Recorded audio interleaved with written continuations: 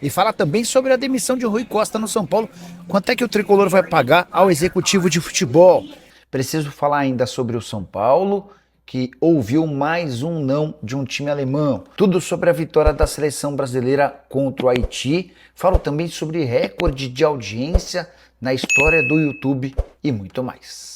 Fala aí pessoal, sou Jorge Nicola, bem-vindos a mais um vídeo do canal, sempre bom ter vocês por aqui. Sem perder tempo, pedir para deixar like, se inscrever no canal e ativar as notificações. Vem da Argentina a informação de que o Vasco está perto de contratar um volante que já foi alvo do Palmeiras.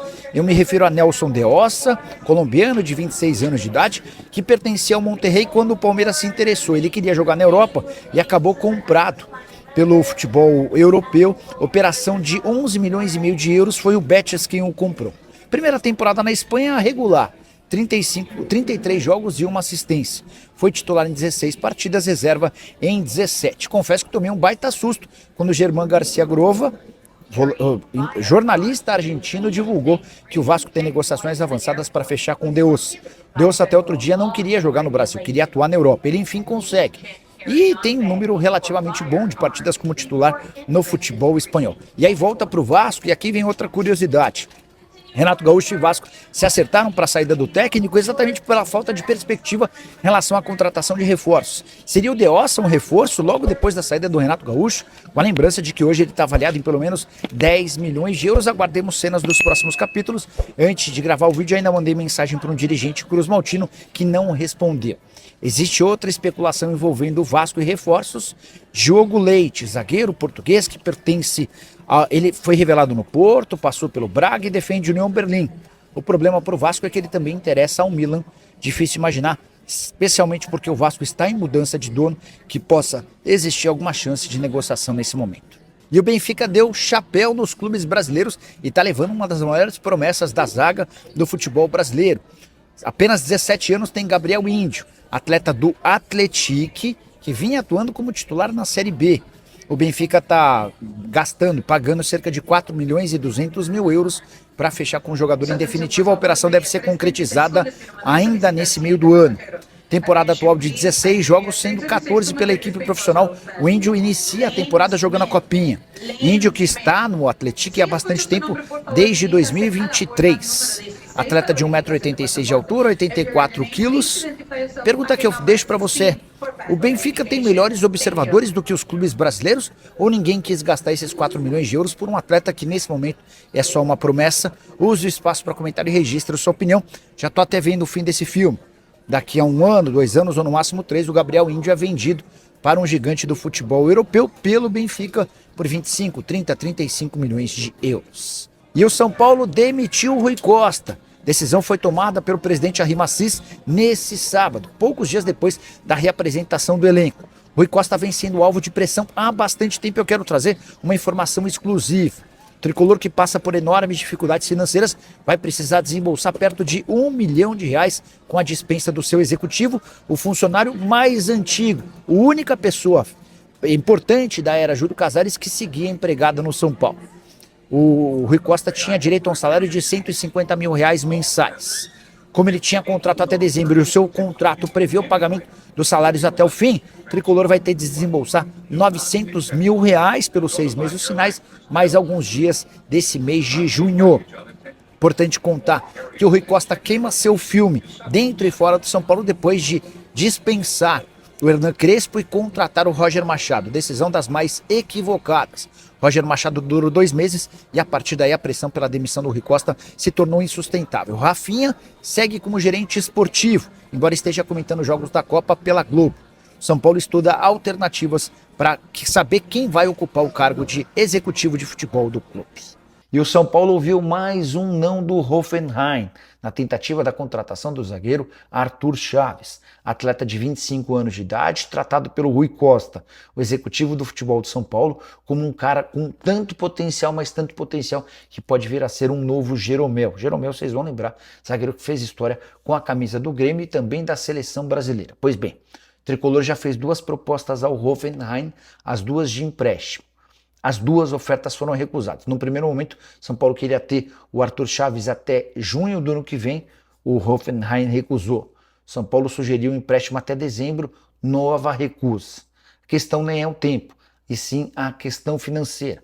O Hoffenheim exige uma compensação financeira para liberá-lo e também gostaria de atrelar esse empréstimo a uma obrigação de compra em caso de metas alcançadas. O São Paulo tem muita vontade de contar com o atleta, mas tem afirmado ao time alemão que não tem dinheiro para fazer um investimento nesse momento.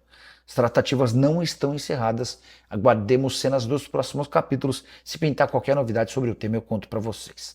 Só para completar o noticiário São Paulino, registrar que João Pedro, goleiro, e Isaac, zagueiro, estão integrados de maneira definitiva ao elenco do tricolor. O João Pedro ganhou a posição do Young e se tornou o terceiro goleiro do São Paulo, enquanto o Isaac vai ser testado nas próximas semanas. E o Brasil venceu, fez 3-0 no Haiti, mas fiquei com a impressão de que foi pouco. Bora trazer detalhes de tudo que eu assisti lá do Philadelphia Stadium na noite dessa sexta-feira. O Brasil fez um primeiro tempo muito bom, 2 gols de Matheus Cunha e 1 gol de Vinícius Júnior, que mais uma vez teve atuação destacada, para mim foi o melhor da seleção em campo. O Brasil, com a vitória e esse placar de 3-0, assumiu a primeira colocação do grupo, 4 pontos para o Brasil, 3 gols de salto. Marrocos também venceu, 1-0 na Escócia, e tem os mesmos 4 pontos do Brasil, mas perde no saldo de gols, 1 gol para os marroquinos. Acontece que, na última rodada, quarta-feira, o Brasil enfrenta a Escócia, que vai precisar de ponto para garantir matematicamente a sua classificação para a próxima fase, enquanto o Marrocos pega Haiti já eliminado. Então é grande a chance de Marrocos enfiar uma goleada, assumindo assim a primeira colocação da chave. Qual que é a diferença entre ser primeiro e segundo? Se o Brasil for primeiro, ele na teoria escapa de França e Espanha até uma eventual final. Só para completar o noticiário sobre seleção, Casemiro teve boa atuação e foi muito elogiado. Carlo Ancelotti promoveu as estreias de Endrick, Ryan, Ederson e Martinelli. Notícia ruim, a lesão do Rafinha. De acordo com a CBF, ele sentiu dores no músculo adutor da coxa direita e foi substituído ainda no intervalo, ainda no primeiro tempo, tá? Eu estava assistindo ao jogo da sexta fileira, bem atrás do banco de reservas da seleção e próximo de todos os familiares de atletas que integram essa seleção brasileira. E uma pessoa muito próxima a mim contou que a esposa do Rafinha saiu chorando do local onde ela estava depois da contusão do marido. A gente torce para que não seja nada muito grave. E o jogo do Brasil contra o Haiti registrou um novo recorde mundial de audiência no YouTube. A Cazé TV alcançou 16 milhões e 100 mil espectadores ao vivo na vitória por 3-0. O recorde pertencia à própria Cazé TV, esse recorde que é mundial, tá? Esse recorde anterior era de 12,7 milhões de audiência no empate 1-1 contra o Marrocos. A tendência é que esse número vá crescendo com o decorrer da Copa, especialmente se o Brasil seguir vivo. Só para ilustrar como é que se deu a concorrência entre Globo, Cazé TV e SBT. A Globo teve 66 milhões de espectadores, contra 16 milhões da Cazé TV e 10 milhões do SBT. Você assistiu ao jogo aonde e o que achou da atuação brasileira? Já uso o espaço para comentário e registre a sua opinião, beleza? E o São Paulo pode contratar Lemina. Você deve conhecer esse jogador, volante do Gabão, 32 anos de idade, titular absoluto do Galatasaray, um dos principais, se não o principal hoje, time do futebol turco. O atleta foi campeão nacional e titular em grande parte do ano. Foram 41 jogos, 3 gols e 2 assistências. Desses 41 jogos, ele só foi reserva em 9. Havia sido comprado do Wolverhampton por 2,5 milhões de euros. Como eu disse, tem mais um ano de contrato, ou seja, para sair agora, haveria a necessidade de uma compensação financeira. O salário dele na Turquia é de 1,5 milhão de reais. Pois bem, o jornalista Rafael Emiliano afirma que o São Paulo entrou na disputa pelo Lemina. Lemina teria tratativas com o Atlético Mineiro, essas conversas acabaram sendo encerradas. A partir daí, com a vontade do Lemina em atuar no Brasil, a coisa poderia avançar muito em breve. Antes de gravar esse vídeo, consultei uma fonte do São Paulo que toca o departamento de futebol. Ainda não obtive resposta. De qualquer forma, uma outra pessoa próxima a esse dirigente assegurou que se houver qualquer necessidade de compra dos direitos econômicos do atleta, essa hipótese está completamente descartada, não há dinheiro. E mais do que isso, Pagar salário próximo a R$1,5 milhão por mês hoje também não faz parte da realidade tricolor. Se eu fosse torcedor do São Paulo, não criaria expectativas em relação a esse nome. Você gosta? Entende que vale a pena um esforço financeiro para contratar um jogador desse tamanho? Use o espaço para comentário e opina. Só não esquece de deixar like, de se inscrever no canal. Fala, rapaziada boa! Chegamos aqui com aquele giro de notícias atualizadas do São Paulo.